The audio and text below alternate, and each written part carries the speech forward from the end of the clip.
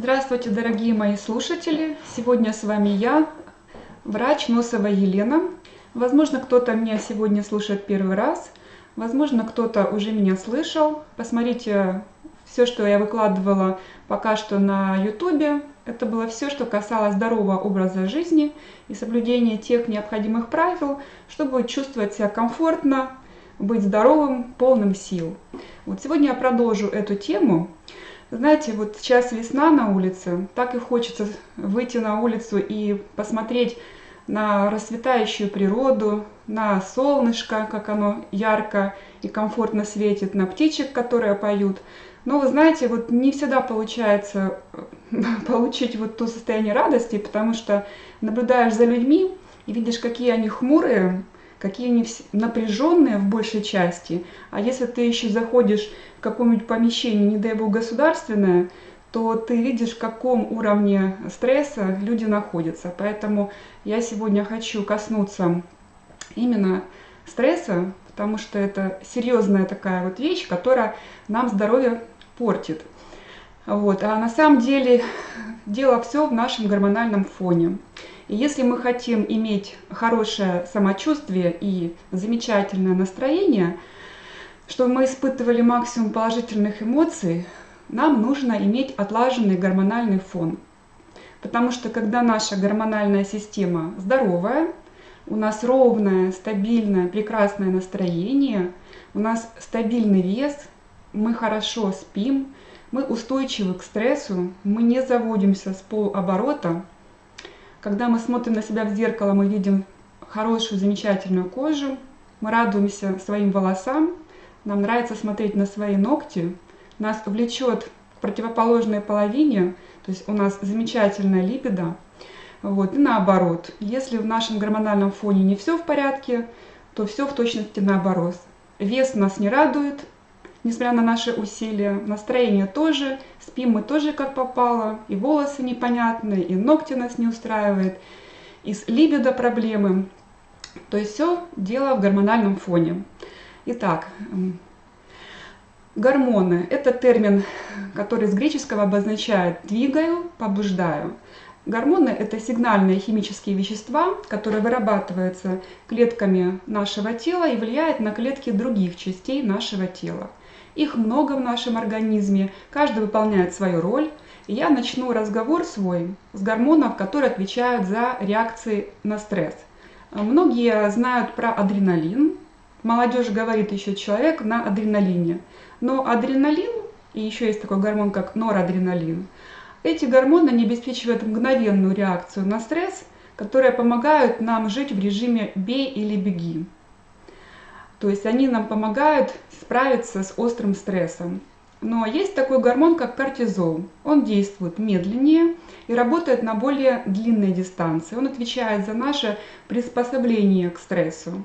И, как правило, кортизол, он ассоциируется у многих с чем-то нехорошим.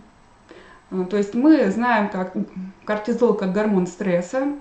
Бодибилдеры его не любят и считают врагом номер один, потому что он не дает набрать мышечную массу. Женщины и мужчины, которые хотят похудеть и хотят сбросить свой вес, они винят это тоже гормон, особенно в том, что накапливается висцеральный жир и увеличивается окружность живота, талия, да, как говорится, где мы будем делать талию. Ну а те люди, которые страдают от бессонницы, также винят кортизол в нарушении сна. Ну и разберемся сегодня, почему кортизол имеет дурную славу, чем опасны отклонения этого гормона от нормы и что делать, чтобы их не допустить. То есть кортизол – это биологически активный гормон, который производится корой надпочечников. Полезная его функция – он служит внутренним будильником. То есть это природный наш будильник, который помогает нам просыпаться по утрам. Кто из вас просыпается за 5 минут до будильника самостоятельно? У того нормально все с кортизолом. Ну вот запомните, за 5 минут. Этот гормон, он, как я сказала, это гормон энергии и бодрости. Он генерирует дополнительную энергию, держит все системы организма в режиме ожидания. То есть такое состояние «замри», чтобы быть готовым к быстрой реакции на изменения. Нормальный уровень гормона повышает стрессоустойчивость и защищает организм от перегрузки. Как правило, начинает вырабатываться где-то к 4 утра и достигает своего пика к 6-7 утра, параллельно со снижением гормона мелатонина, гормона сна. И если этого не происходит, гормон бодрости и энергии кортизол становится гормоном стресса. И чтобы направить его в мирное русло, то есть чтобы мы его знали только с положительной стороны, для начала нужно начинать просыпаться вовремя. То есть подъем до 7 утра – это хороший метод контроля стресса. И как я уже сказала, наступили солнечные приятные дни, солнце встает рано, и нам комфортно просыпаться до 7 утра.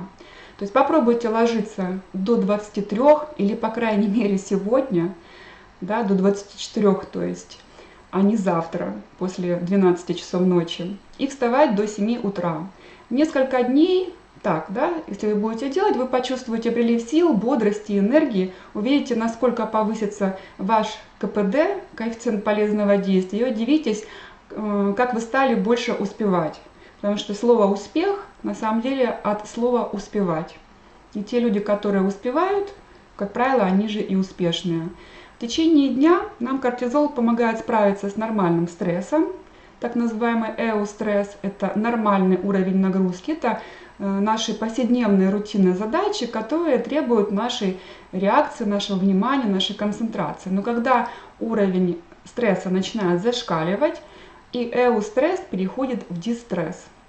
То есть это любые события, которые мы придаем излишнюю важность. То есть делаем из мухи слона, привычка драматизировать. И если пошло что-то не так, у нас буря эмоций, от возмущения до обиды, до слез. И любые перегрузки на работе, проблемы в отношениях, неудачи, переживания и потери – это отрицательные события. На самом деле даже положительные события, такие как, например, свадьба или переезд, это тоже для организма стресс. Поэтому неважно, с положительным знаком эмоций или с отрицательным знаком эмоций, но излишние эмоции, они связаны с повышенным кортизолом, и это нехорошо. То есть мы подготовлены природой реагировать на стресс, но мы не подготовлены природой находиться в нем постоянно. Ну и не нужно, да, потому что для организма это разрушительно. И на самом деле, подчеркиваю, что самым изнашивающим для человеческого организма является стресс. Теперь поговорим о минусах, да, о минусах кортизола, потому что если кортизол играет в нашем организме плохую роль, да, и считается, что стресс – это наш серийный убийца, вот, поэтому хочу сейчас более подробно на этом остановиться. То есть если кортизол хронически длительное время в больших дозах циркулирует в нашей крови, то он будет приводить к повреждению наших тканей. Каким образом? То есть под его действием повышается уровень сахара в крови, подавляется работа иммунной системы. Ну для чего? Чтобы не расходовать энергию, которая нужна другим системам, например, нервной системе, сердечно-сосудистой системе. Это приводит к активации воспалительных процессов. То есть замечали, когда после нервной встречи или бессонной ночи на губах появляется такая вот некрасивая простуда, да? Так называемое проявление вируса герпеса, носительством которых страдает где-то более 60% людей. Но хорошо, если мы являемся носителями, но об этом никто не знает. Поэтому, чтобы по-прежнему никто этого не знал, вот, то есть не видел наши явные проявления этого вируса, нужно взять уровень гормона кортизола под контроль. Также выделяется желудочный сок, да, в связи с выработкой повышенных доз кортизола. То есть когда его нормальный уровень, вот мы проснулись, вот, кортизол нормальный в крови, понятно, что мы будем кушать, и, естественно, нам нужен желудочный сок для того, чтобы происходило переваривание пищи. Вот. Но если кортизол в повышенных дозах, то происходит повышение концентрации желудочного сока, и это дорога к гастриту, к язвенной болезни. Вот. Поэтому тоже, опять же, нужно подчеркивать, что дело не только в продуктах питания, а дело еще и в нашем уровне кортизола. Вот. Кроме того, Повышенное в течение долгого времени кортизол, он замедляет заживление ран. Особенно это плохо после операции. Кортизол снижает активность строительства костной ткани и наоборот способствует ее разрушению. Кроме того, снижает процент усвоения кальция. То есть если вы не хотите тратить деньги на ветер, вы покупаете препараты кальция и хотите получить от них результаты, опять же нужно взять уровень кортизола под контроль. Ну а теперь для женщин и мужчин, которые не хотят стареть. Запомните, хронический стресс, он приводит к раннему проявлению признаков старения. То есть преждевременное старение за счет того, что кортизол блокирует синтез коллагена и наоборот расщепляет его до аминокислот, чтобы потом их превратить в глюкозу. Так называемый глюконеогенез, я о нем дальше буду говорить. Это истончает и обезвоживает кожу. Да, если коллаген будет разбираться на запчасти, естественно, это будет приводить к тому, что кожа становится дряблая, истонченная, она обезвоженная. Вот, и появляются морщины, которые нам очень не нравятся. Поэтому, опять же, можно ходить к косметологу и делать всевозможные процедуры, вот, тратить безумное количество денег, но при этом стрессовать, и результаты будут очень временные, и будет потеря денег. И еще больше стресса от того, что тратятся деньги, а результат должен не получается. То есть меняются косметологи, но дело не в том, чтобы менять косметологов, вот, а дело в том, что нужно просто понимать этот механизм и, подчеркиваю, взять кортизол под контроль. Вот. То же касается и слабых ногтей, и слабых волос. И вплоть до того, что выпадают волосы и крошатся ногти. Вот, и как результат преждевременное старение. Кроме того, вот, да, бодибилдеры не любят кортизол, потому что он не дает набрать мышечную массу. Потому что действительно кортизол в повышенных дозах, он наоборот разрушает мышечную ткань и не дает накачать мышцы до желаемого объема. А то, что даже ранее накачалось, хватает только какого-то длительного стресса, и эти мышцы будут разобраны на кусочки. Потому что начинает просто сгорать наша мышечная ткань. При длительном стрессе мы жертвуем половыми гормонами. То есть больше стресса, больше кортизола и меньше прогестерона у женской половины, а тестостерона у мужчин. Поэтому хотите иметь хороший гормональный фон женщины, да, иметь достаточный уровень прогестерона, потому что это гормон спокойствия, гормон антидепрессант, гормон уравновешенности, такого внутреннего созерцания. Хотите его иметь в нужном количестве, прекратите стрессовать, потому что ваш кортизол будет обворовывать ваш организм прогестероном. И мужчины, которые стрессуют, они теряют свою мужественность, потому что они теряют свой тестостерон. Почему так это происходит? Потому что половые гормоны и гормоны стресса, они образуются из общего гормона, так называемый прегненолон, который, кстати, образуется из холестерола. Поэтому, кто, опять же, следит за своей фигурой и не доедает правильные жиры, вы не даете своему организму, из чего вырабатывается как половым гормонам, так и тому же кортизолу в оптимальном режиме. Ну и на выходе мы имеем гормональное нарушение. То есть это снижение либидо, отсутствие у девочек, у женщин овуляции, это проявление предменструального синдрома, это рост волос в ненужных местах. То есть формируется у женщин относительная гиперэстрогения за счет недостатка прогестерона. То есть эстрогенов много на фоне низких прогестерона. И в дальнейшем это дорога к мастопатиям, к миомам, то есть гормонозависимым опухолям, вот, доброкачественным, которые могут перерасти в злокачественные. И все опять же дело в кортизоле. Поэтому сначала нужно крышу поставить на место, и потом будут правильные команды на нижние этажи. Вот поэтому, когда, опять же, женщины идут к врачу-гинекологу, и тот назначает прием гормональных контрацептивов, да, не с целью, чтобы использовать по назначению как метод контрацепции, хотя есть масса других физиологичных методов контрацепции, если нужно будет, я буду об этом говорить. в дальнейшем, вот, а использовать эти препараты действительно по назначению с методом контрацепции, а не для того, чтобы сформировать правильный цикл женщине, ну и нанести массу побочных эффектов. Поэтому, опять же, нужно просто узнать, в каком состоянии находится нервная система у женщины, надпочечники ее, вот, и вообще ее уровень гормонов, чтобы назначить те или иные гормональные препараты. Следующее. Работа щитовидной железы, она также тесно связана с работой надпочечников. И при нарушениях в работе надпочечников нарушается работа щитовидной железы. То есть кортизол, он снижает чувствительность к гормонам щитовидной железы. И поэтому, если снижена чувствительность к вырабатываемым щитовидной железой гормонам, то получается, что ей приходится, то есть как бы ткани, щитовидная железа вырабатывает гормоны, а ткани к ним слепые, глухие. И она старается еще больше их выработать, чтобы дать соответствующий результат этим тканям и организму в целом.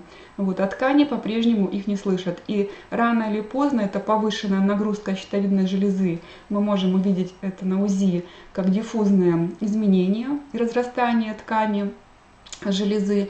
И также это приводит к... Также сначала повышается ее функция, а со временем она истощается. Так называемый гипотиреоз, я о нем, об этом состоянии немножко позже дальше еще скажу. Запомните, это очень важно, что патология щитовидной железы, она стартует вместе с патологией надпочечников. Дальше, избыток кортизола, он подавляет действие инсулина. Несколько слов об инсулине. Инсулин – это гормон, который поджелудочная железа вырабатывает на прием пищи, чтобы дать клеткам глюкозу, как источник энергии. Если инсулин идет в кровь, но при этом он не работает, так как кортизол его подавляет действие, то глюкоза будет идти в жир. Это приводит к росту жировых отложений, от которых многим женщинам так трудно избавиться. То есть, если вы видите спасательный круг на своей талии, при том, что вроде как и питаетесь неплохо, и пытаетесь активничать, у вас, вероятнее всего, устойчивый высокий уровень стресса. То есть кортизоловый живот, есть такое понятие. При этом конечности могут быть нормальными и даже, возможно, чересчур стройными на фоне живота. То есть итог, хочу подчеркнуть, что стресс, он запускает метаболический синдром и ожирение. На сегодняшний день метаболический синдром – это знак равно преддиабет.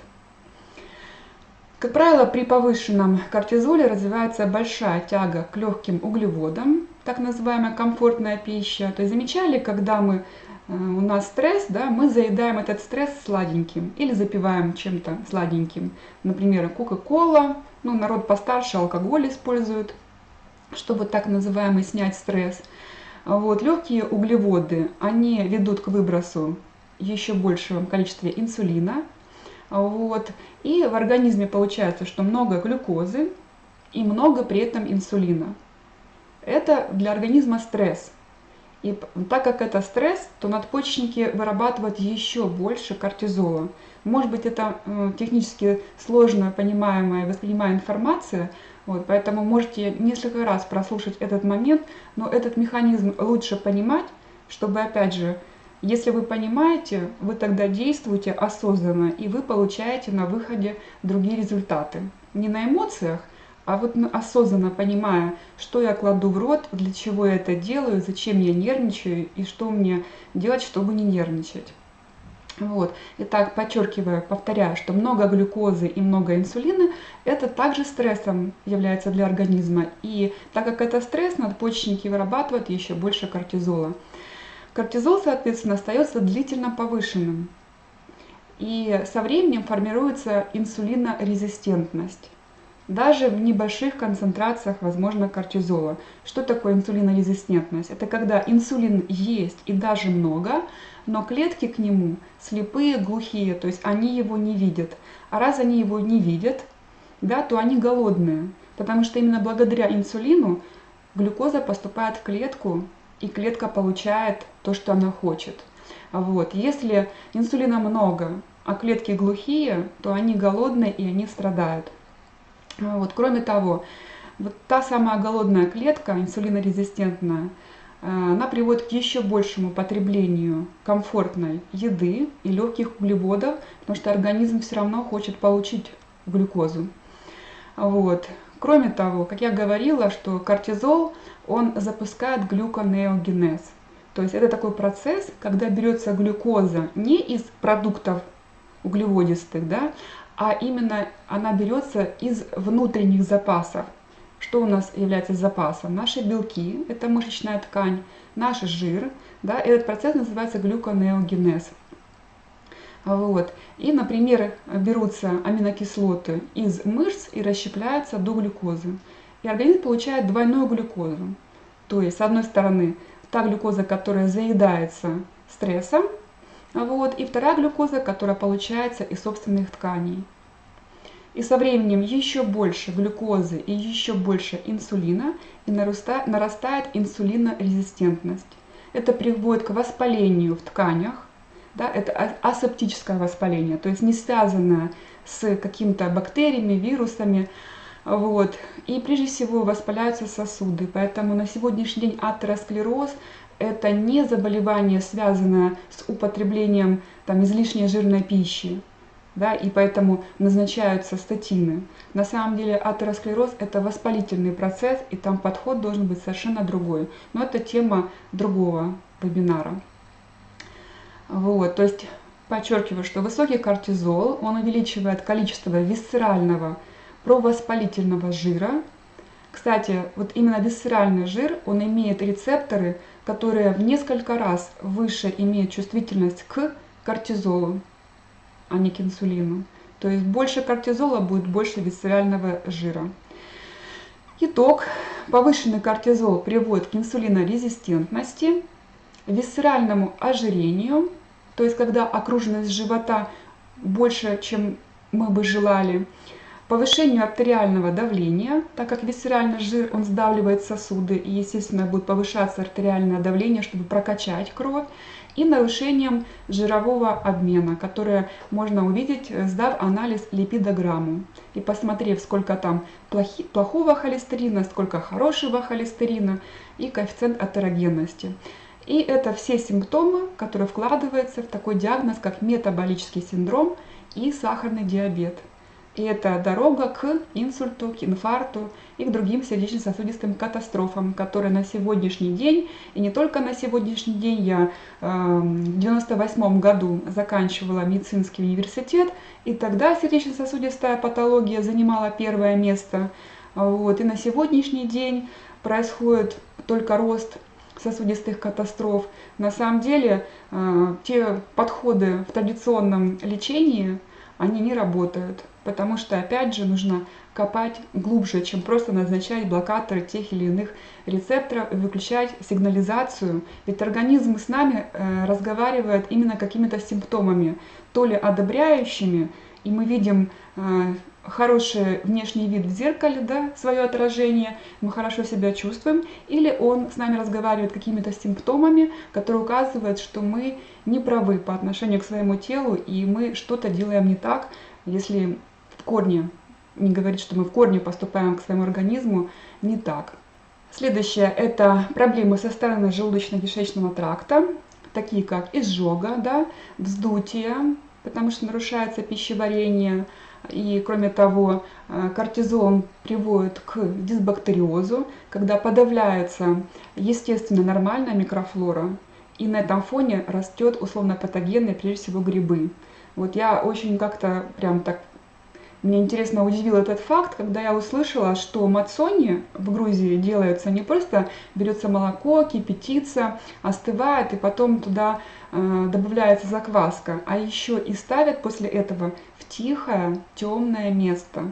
Потому что флора, она такая вот барышня, которая очень чувствительна к стрессу, да, к лишним звукам, к лишнему свету, вот, и она погибает. Поэтому, чтобы получился качественный мацони, это возможно при правильной технике его приготовления. И вот самый главный фактор – это Не только наличие продуктов, но еще и условия, то есть тишина и темнота.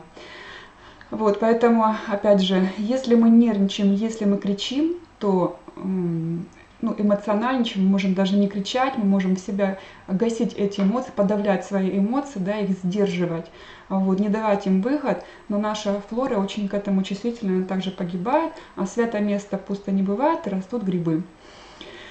Это могут быть запоры, опять же, по причине, о которых я говорила. Вот это могут быть поносы.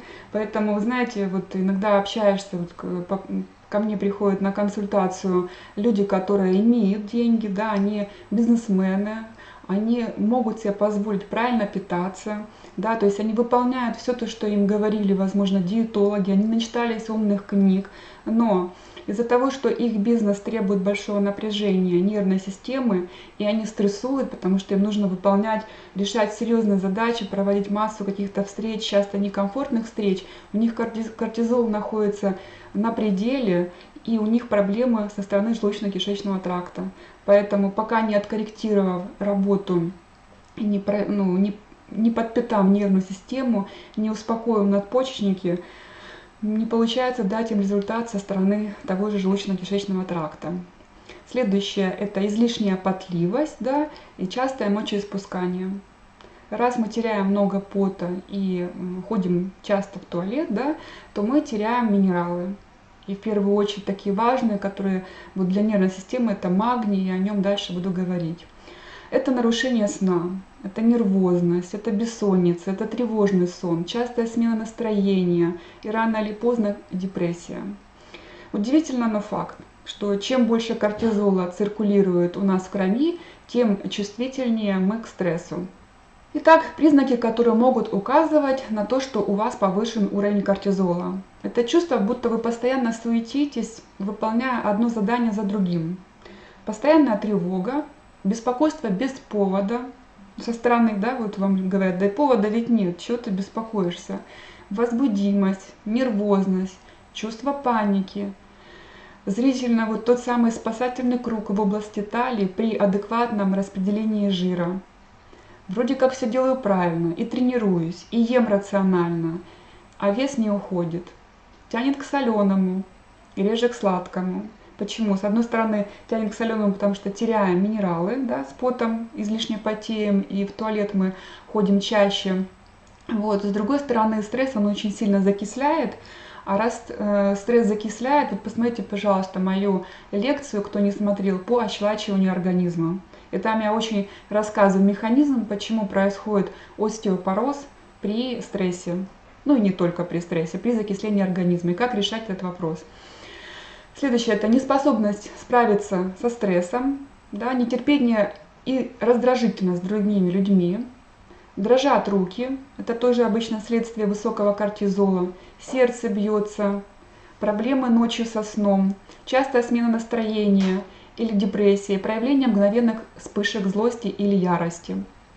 Кроме того, невозможность расслабиться, отпустить мысли вечером, а также плохой сон, ногти слабые, да, как я говорила, проблемы с кожей, такие как экзема, угри, тонкая кожа, высокое давление или повышенный уровень сахара в крови, а могут быть и два симптома. Провалы в памяти или недостаточное внимание, особенно во время стресса, низкая либидо. В долгосрочной перспективе повышение кортизола снижает память, способность к концентрации и внимания. И даже доказано, что происходит уменьшение мозга и такого отдела важного, как гиппокамп, который отвечает за нашу память.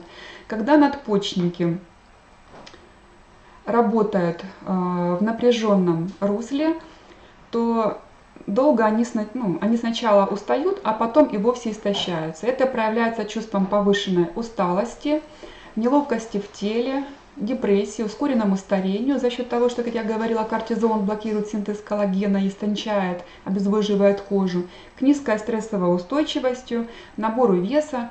Сейчас можете себя протестировать, да? То есть взять лист бумаги и плюсики подсчитывать. Вот те симптомы, которые я буду говорить, вы можете просто брать и себе ставить плюсики. И потом посчитать, сколько же у вас плюсиков. То есть сейчас я буду говорить о начальных проявлениях слабости надпочечников.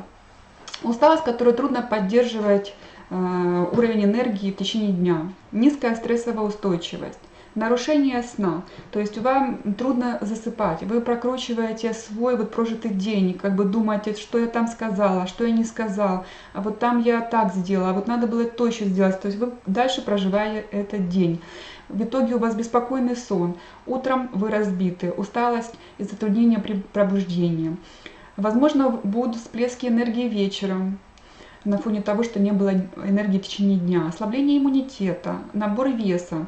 Помните, я говорила, что работа щитовидной железы, она тесно связана с работой надпочечников. Поэтому, если у вас снижена функция одного органа, то практически всегда будет снижена функция и другого органа.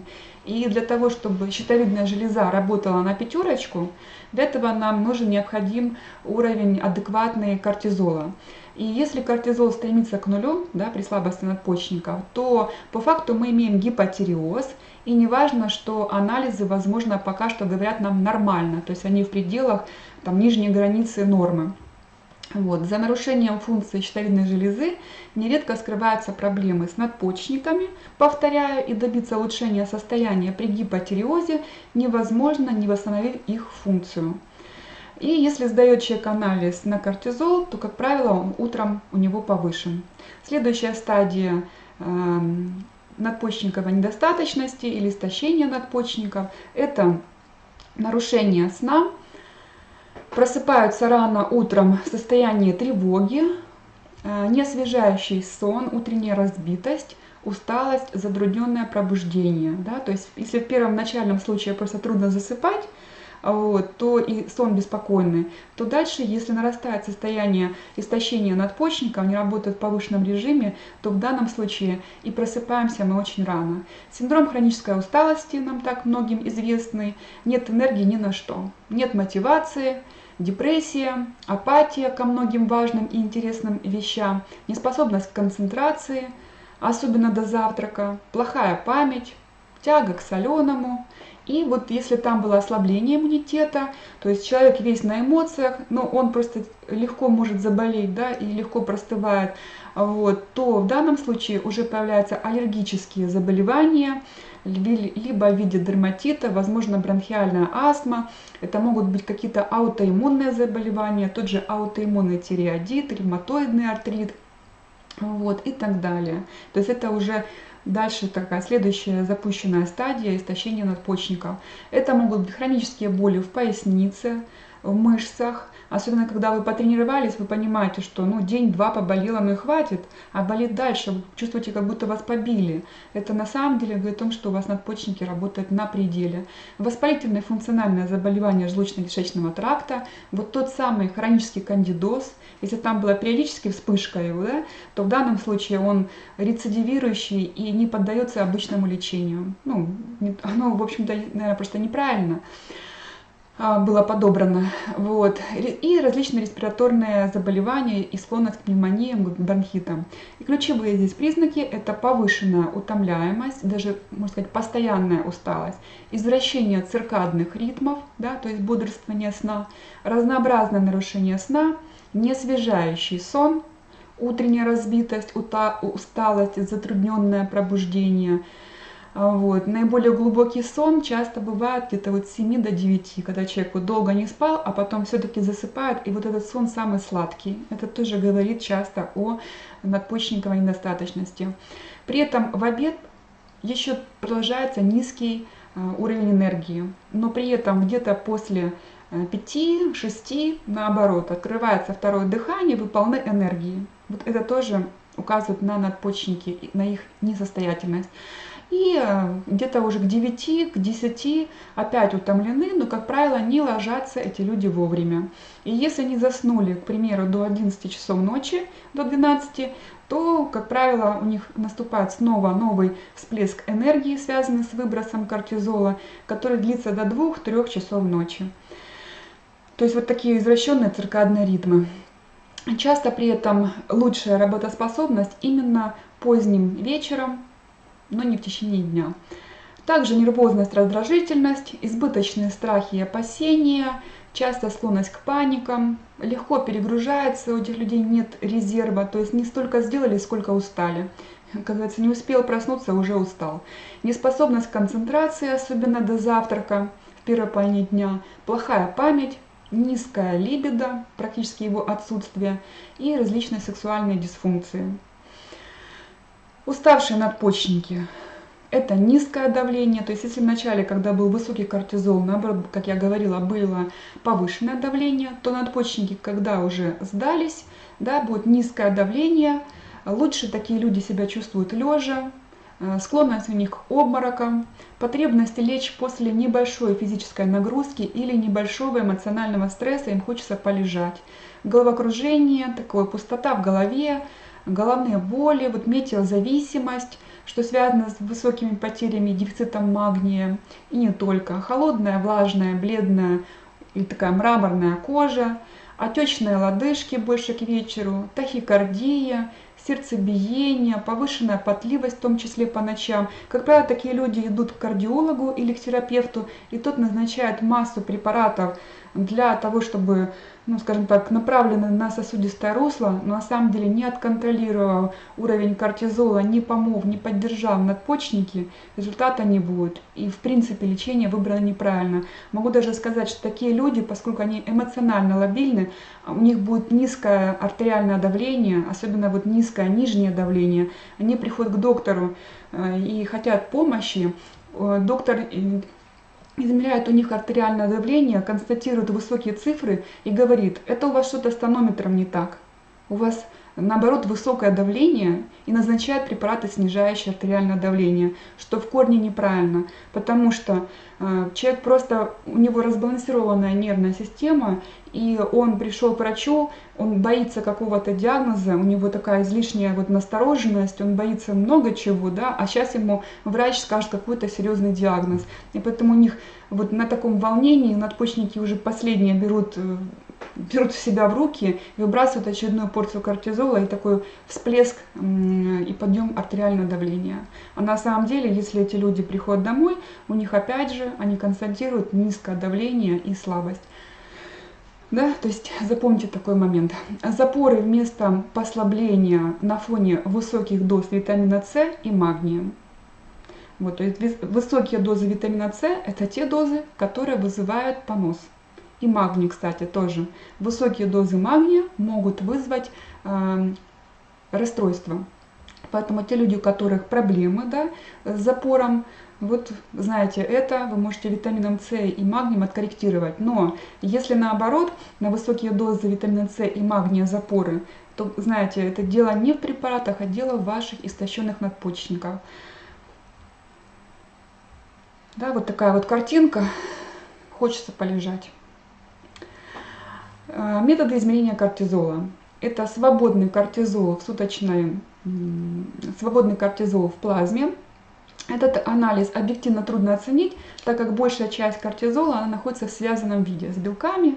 Вот. И кроме того, уровень кортизола он может меняться очень быстро.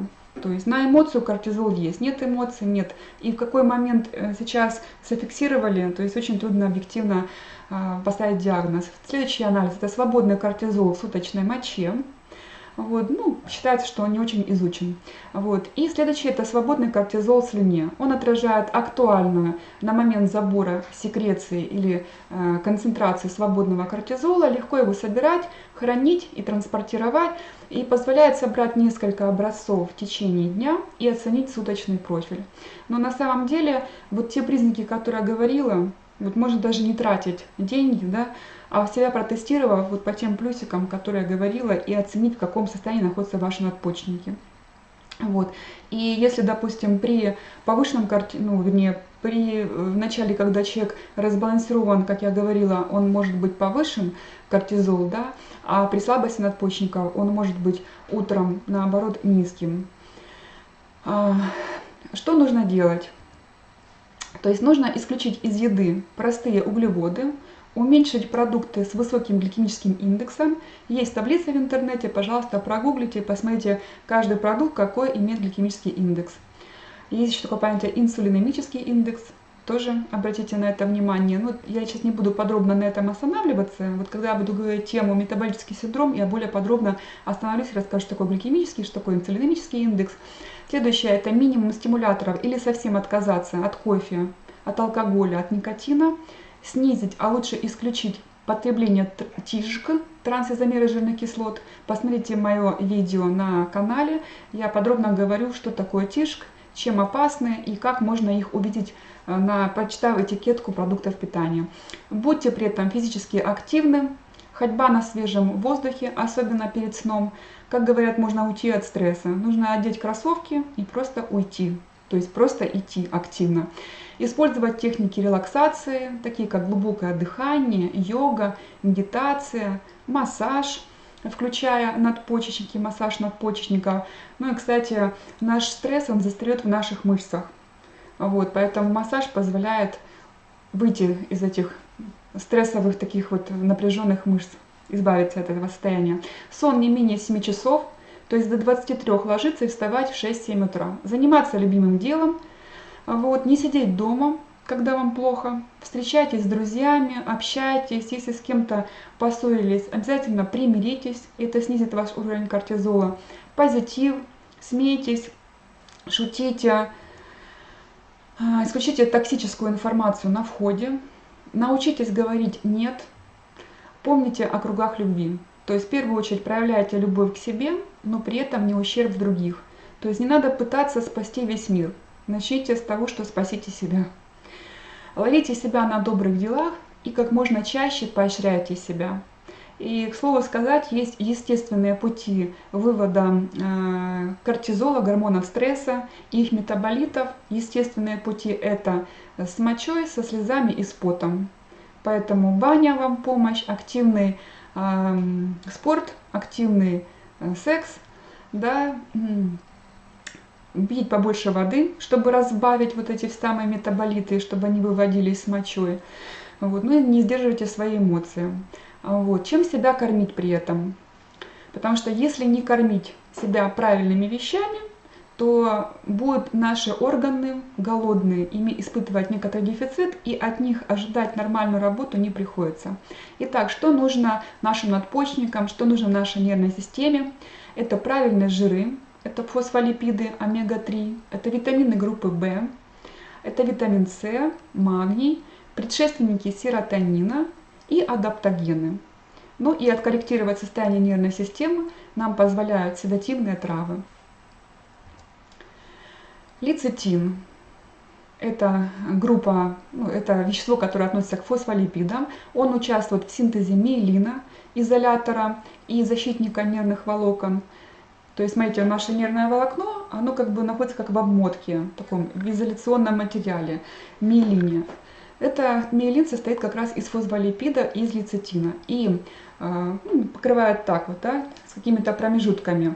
Если это нервное волокно имеет дефицит миелина, дефицит фосфолипида, да, то есть мы не восполняем потребности, то, соответственно, расстояние не вот такое, а вот такое или еще больше.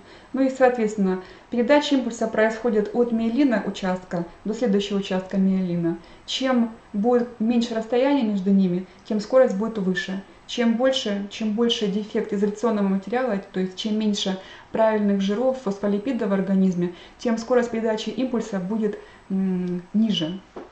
Вот. А от этого зависит наша скорость реакции, скорость, способность быть внимательным, концентрироваться и так далее. То есть от количества содержания лецитина в нашем организме зависит скорость нашей реакции, ну и память. То есть те люди, которые испытывают дефициты в памяти, они испытывают дефицит в правильных фосфолипидах, в лецитине. Вообще головной мозг – это жирный орган, и ему нужны правильные жиры, то есть омега-3, лецитин как вариант. Вот. Лецитин бывает разный на рынке. Кто-то упорствует и говорит, что подсолнечниковый лучше, чем соевый. На самом деле это все связано с тем, что сейчас на рынке очень много ГМОшной сои. И поэтому я просто выбрала себе того производителя, который четко уже проверив все, что можно проверить на его сайте, на независимых сайтах, да, я увидела все сертификаты, которые есть, паспорт качества. Я четко знаю, что здесь лецитин, вот, его изготавливают из правильной сои, не ГМОшной. которые не содержат вот фитоэстрогены, да, вот, чисто вот те вещи, которые нам нужны. Поэтому, кому будет интересно, я готова поделиться информацией о том лецитине, который очень любимый продукт нашей семьи, постоянный. Следующее – это витамин С. Он огромный помощник для выработки гормонов стресса. Он помогает пережить нам острый стресс, а также нужен нам при хроническом стрессе.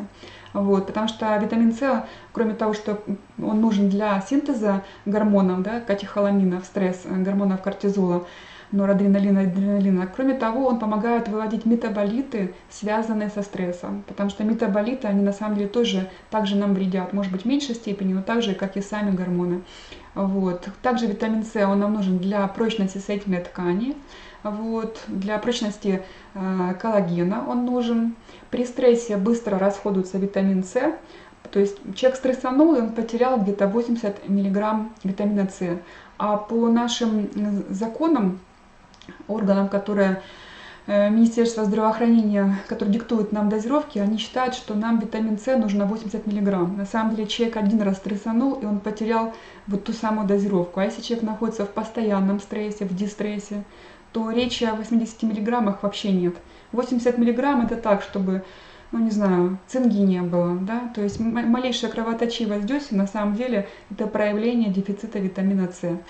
Вот, поэтому дозировки должны быть минимум 1000 мг, а возможно и 2, и 3 грамма. Вот, следующее это витамины группы В, да, это очень важные нам друзья для нервной системы. Вот. Если вы посмотрите да, вы можете прогуглить и посмотреть, в каких продуктах питания они содержатся. Но на самом деле можно себя протестировать. Если у вас нервная система не в порядке, да, то значит, наверное, вы их не доедаете. И значит, вы их не можете компенсировать потребности обычными продуктами питания. Поэтому есть специальные концентрированные продукты, биологически активные добавки, в которых содержатся адекватные, оптимальные дозировки витаминов группы В. И, кстати, в природе витамины группы В не бывают в изолированном виде. Например, витамин В1, В2 или В3. В аптеке очень часто или там доктора назначают уколы с витамином В1 или уколы с витамином В2. Нашему организму нужны комплексные, так как это в природе. В продуктах, как правило, чего-то больше, но, как правило, это группа витаминов В. Вот. Следующий продукт – это триптофан. Особенно тем, кто солнышкозависим. Вот я, скажем так, с годами понимаю, что я становлюсь все больше солнышкозависимой. То есть солнце, у меня есть настроение, нет солнца, ну как бы не очень есть мотивация что-то делать, двигаться дальше. Вот. А если этого солнца долго нет, то уж совсем как-то себя сложно вот найти вот те ответы на вопрос «почему?», да, чтобы себя промотивировать. Поэтому я для себя выбрала такой вот вариант альтернативы. Это я пью препарат, который содержит эту важную аминокислоту, триптофан. В моем случае это 5-гидрокситриптофан, потому что из нее вырабатывается серотонин, гормон радости.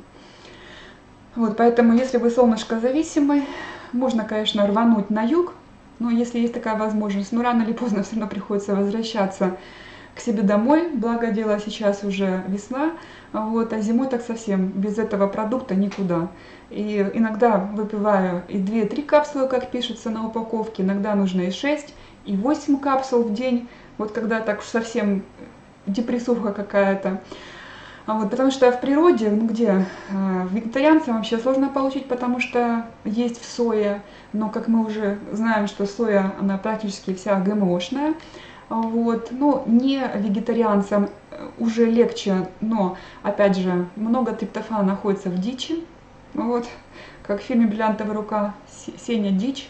Ну, не знаю, кто из вас когда ел последний раз дичь. У меня были такие случаи в моей жизни, но это всего лишь случаи. Вот. Кроме того, для того, чтобы усвоить триптофан из продуктов питания, для этого нужны еще условия. Это наличие витамина В6, В9, фолиевая кислота, цинк. Вот. Следующее – это магний, такой очень важный микроэлемент. Наличие дефицита магния можно предполагать, если у человека возникает нарушение сна, повышенная раздражительность, необъяснимая тревога, повышенная утомляемость, спазмы икроножных мышц. Это все дефицит магния. У детей это может быть синдром гиперактивности, дефицит внимания. Поэтому, опять же, ищем продукты питания, богатые магнием, но все-таки надо себя компенсировать специальными комплексами, которые содержат магний и в правильной солевой форме. Кроме того, эффективны при стрессе такие травы, как адаптогены. Вот, в частности, тот продукт, который я принимаю, 5-гидрокситриптофан, он еще содержит в себе витамины группы В, цинк и, кроме того, такой важный, очень такой классный адаптоген, как ашваганду. Вот, адаптогены – это травы, которые повышают способность, они помогают телу в борьбе со стрессом. То есть само слово адаптоген – это значит помогать адаптировать организм к условиям жизни и среды, а именно к изменениям. Все растения, которые оказывают организму содействие в этом нелегком деле, поэтому называются адаптогеном. Я лично очень уважаю адаптогены за ту способность, вот, знаете, в балансе. Они балансируют взаимодействие мозга, гормональной системы, делают вас, опять же, ровными, одинаковыми. Ну, не то, что одинаковыми, но вот ровными, да, это вот правильные понятия. И именно их равновесие является необходимым условием для хорошего настроения, для правильного обмена веществ, для хорошего иммунитета мощного, для замечательного либидо и высокого уровня энергии.